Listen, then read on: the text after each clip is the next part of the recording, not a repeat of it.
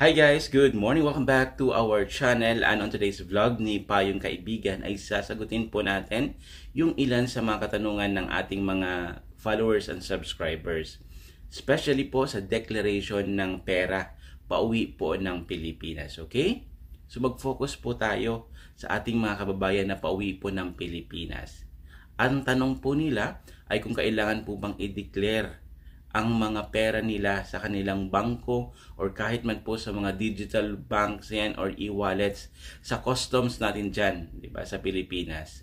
So, ang sagot po ay hindi. Hindi po natin kailangang i-declare yung laman, di ba, ng ating mga bangko. Yun po ay hindi na po saklaw ng customs. Meron pong separate na government agency na nagre-regulate po niyan. Kung sa Saudi Arabia, meron po tayong sama, yung Saudi Arabian Monetary Authority.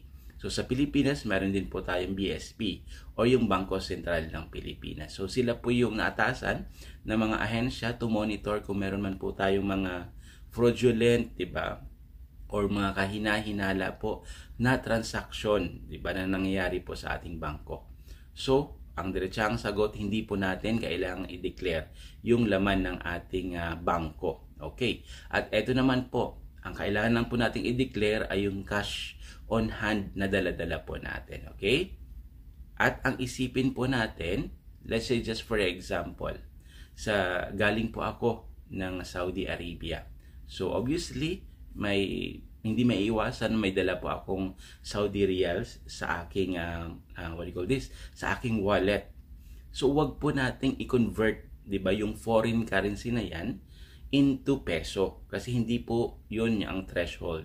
Pag foreign currency yung ating dala pauwi po ng Pilipinas, when we say foreign currency, yun po ay hindi peso. Okay, so yung limit po kapag foreign currency ay dapat pag sumobra po ng 10,000 US dollars ay kailangan po nating i-declare sa customs. Okay, so ang conversion dapat na ginagawa natin ay kung ano man po yung hawak natin na foreign currency into USD. Huwag po natin siya i-convert, 'di ba, sa peso at i-compare po natin doon sa 50,000 pesos na threshold. Kasi yung 50,000 pesos na threshold, guys, 'di ba? Yun po ay related lamang sa Philippine currency, which is yung peso. At syempre, malabo po yun mangyari na yung mga kababayan natin galing abroad, pauwi ng Pilipinas, ay may daladala na peso na more than 50,000. Okay?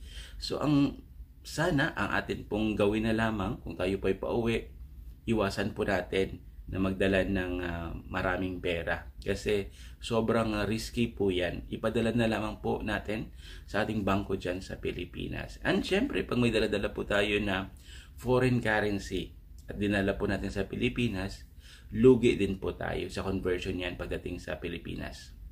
Napakababa po ng palitan yan pagdating sa Pilipinas. Okay? I hope I have answered your questions. Kung meron pa po kayong mga paglilinaw, katanungan dyan, ilagay nyo lang po sa ating comment section sa baba.